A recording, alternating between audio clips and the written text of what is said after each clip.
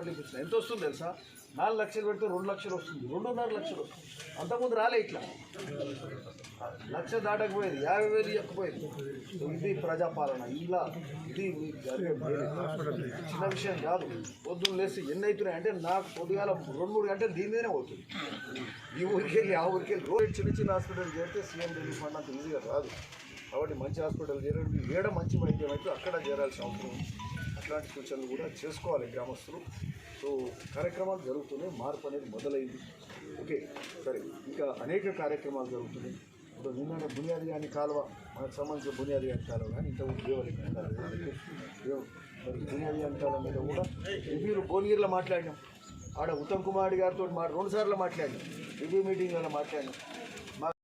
ప్రభుత్వం అనేక కార్యక్రమాలు వాగ్దానాలు చేసింది, ఎదురు చూస్తున్నారు. ఇంకా ఇప్పుడు ఏమవుతుందని చూస్తున్నారు. సరే, బస్సు కార్యక్రమం అయితే బస్సులు ఎక్కించారు మంచిగా, ఇంకా నేను చెప్తలేరని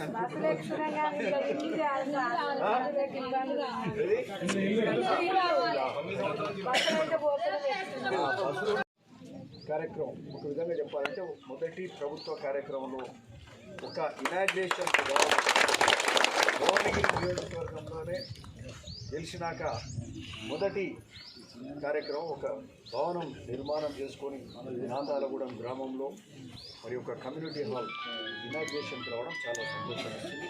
గెలిచినందుకు మీ అందరికీ ధన్యవాదాలు. ఇనాగ్రేషన్ చేసుకోవడం చాలా సంతోషం. సో సొంత మండలం, పక్క గ్రామం, అనేక కార్యక్రమాలు అన్ని యాదృచ్ఛికంగా ఇక్కడి నుంచే మొదలవుతున్నాయి. వీడికెళ్ళి మొదలవుతుంది. చాలా సంతోషం.